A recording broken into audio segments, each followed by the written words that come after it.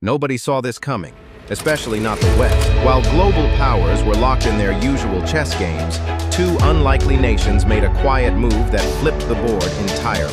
In July 2025, Burkina Faso and Bangladesh signed a historic cotton deal. Not just a trade contract, but a bold act of defiance. No more waiting for Western approval. No more dependency wrapped in shiny promises. This was real South-South collaboration. Raw, direct, and revolutionary. And at the center of it stood a man many call dangerous, but his people call visionary. Captain Ibrahim Traoré. He's not begging for help. He's not asking for pity. He's planting power, not pipelines. And this deal, just a small glimpse of a massive shift. It's a vision where Africa stops exporting raw hope and starts exporting real value. So what happens when a young African leader stops playing by old Western-made rules? When tractors replace Mercedes-Benzes and farmers become the real diplomats? The answer is already unfolding, and the whole world is watching. This isn't just Burkina Faso's story. This is the blueprint for Africa's next chapter. When the news broke about this cotton agreement, most Western media yawned. But they missed the storm coming behind the silence. Because this wasn't just another deal. This was a challenge to centuries of global trade domination. Burkina Faso, a leading African cotton producer, and Bangladesh, a global textile titan, came together without middlemen, without Western brokers, and without permission. It's brilliant in its simplicity. Bangladesh gets high-quality cotton. Burkina Faso gets more value, more exports, more dignity.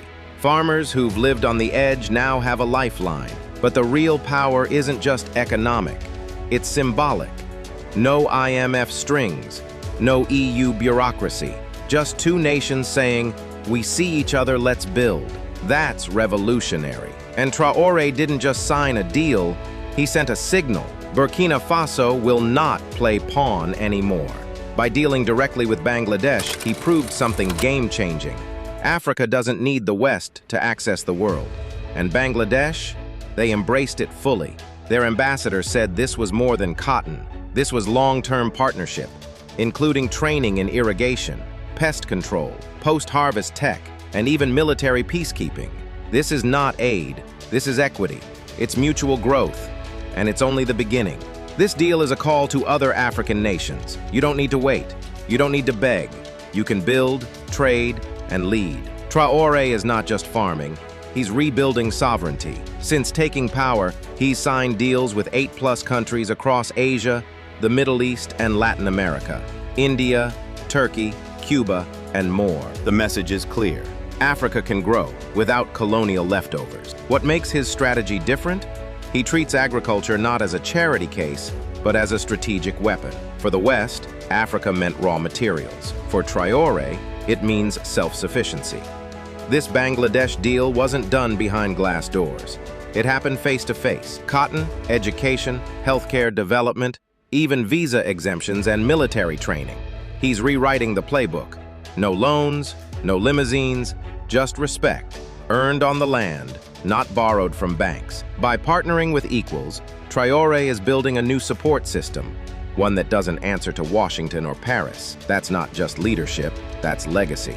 While many African leaders talk about feeding their people, Traoré is doing it. In 2024, instead of buying foreign cars or flying first class, his government invested over 78 billion CFA francs into farming. The results? Over 400 tractors, 239 motorcycles, 710 motor pumps, 68,000 plus tons of fertilizer directly to farmers, seeds, animal feed, agrochemicals. The countryside isn't forgotten anymore. It's the priority. Yields are rising. Onions, maize, tomatoes. Farms are now buzzing with life and value. Markets are growing. Factories like the $12 million tomato plant are turning raw crops into national revenue. But Traoré knows machines aren't enough, so he's investing in mines too. With Bangladesh and others, they're bringing in modern agri-tech, drip irrigation, smart pest control, post-harvest science. Example, the Parisebe Solar Irrigation Project opened up 1,800 hectares for over 21,000 people. These are lives changed, not by charity, but by vision. And perhaps most powerful of all, this is built within. local resources, local knowledge, local pride. Every tool, every bag of seed, every road. It comes from the belief that Africa can stand on its own. Traoré is showing dignity grows best when it's rooted in your own soil.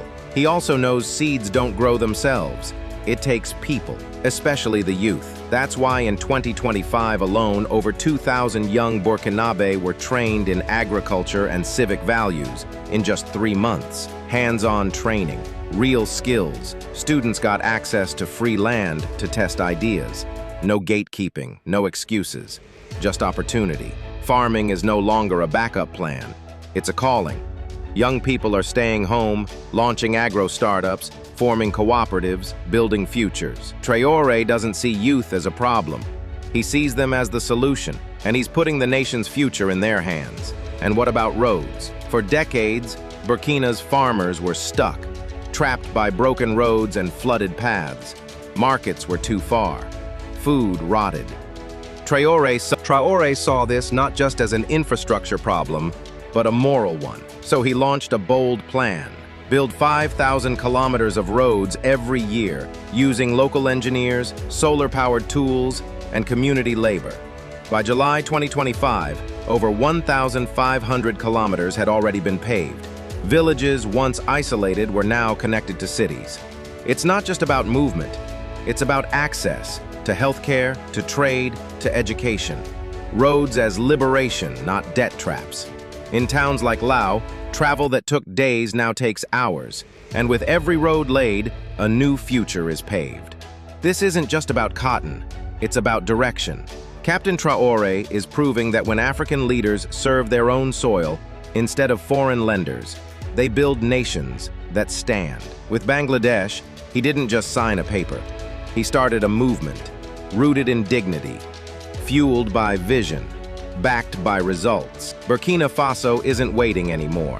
It's leading, and as others watch, more will follow. Because the new rules are simple. Trade over aid, soil over slogans, pride over pity. And the question now isn't what the world will give Africa, it's what Africa will give the world. And if more leaders rise like Traoré, that gift will be just, strategic, and unstoppable. Like this video if you believe Africa deserves to choose its own path. Share it, so others hear the truth that's hidden in silence. Subscribe, because they won't recommend this unless we push the story ourselves. Thank you for standing with the truth. God bless you, and may Africa rise.